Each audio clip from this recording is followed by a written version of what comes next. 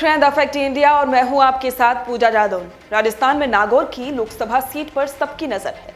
BJP ने यहां से ज्योति मिर्धा को टिकट दिया है। यहां दिलचस्प बात यह है कि 2014 और 2019 की लोकसभा के चुनाव में ज्योति मिर्धा कांग्रेस की उम्मीदवार थी। अब जब मिर्धा भाजपा में शामिल हो गई है तो सवाल उठता है कि कांग्रेस नागौर से किसी मैदान में उतारेगी।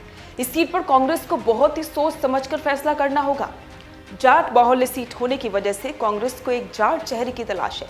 कांग्रेस के दावेदारों में निर्मल चौधरी, मुकेश भाकर, सीआर चौधरी, हरेंद्र मिर्धा का नाम शामिल है। चर्चा तो इस बात की भी हो रही है कि हनुमान बेनीवाल भी कांग्रेस के साथ गठबंधन कर सकते हैं, जिससे संभव है कि बेनीवाल ही उम्मीदवार हो। अगर ऐसा होता है तो एक बार फिर से ज्योति मिर्धा और हनुमान बेनीवाल का आमना सामना होगा। फर्क सिर्फ पार्टी की अदला बदली का होगा।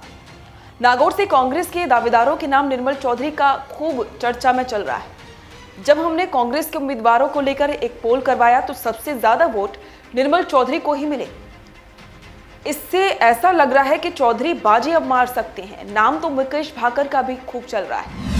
दोनों ही सचिन पायलट के करीबी माने जाते हैं और सचिन पायलट ये साफ कर चुके हैं कि इस बार के लोकसभा के चुनाव में पार्टी ज्यादा से ज्यादा युवाओं को मौका देगी। ऐसे में साफ है कि नागौर से किसी नए चेहरे पर कांग्रेस दांव खेले, लेकिन हनुमान बेनीवाल गठबंधन करते हैं तो जरूर ही इन नए चेहरों की उम्मीदों पर पानी फिर सकता है। अगर पुराने नतीजों को देखा जाए तो 2014 के लोकसभा के चुनाव में भाजपा ने सीआर चौधरी और कांग्रेस ने ज्योति मिर्धा को टिकट दिया था, क्योंकि हनुमान बेनीवाल निर्दलीय चुनाव लड़ा था। सीआर चौधरी ने चुनाव जीता, जिन्हें 4,14,791 वोट मिले। ज्योति मिर्धा को 3,39,573 वोट मिले और हनुमान बेनीवाल को 1,59,980 वोट मिले। आपको जानकारी दे दें कि 2014 के लोकसभा के चुनाव में नागौर के कुल वोटरों की संख्या 16,78,662 थी। वहीं 2019 में हनुमान बेनीवाल को बीजेपी का समर्थन था।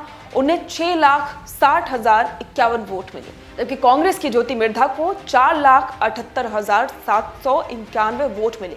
अब चर्चा चल रही है कि हनुमान बेनीवाल ने कांग्रेस से 2 सीटें मांगी हैं, जो कि नागौर और बाड़मेर में हैं।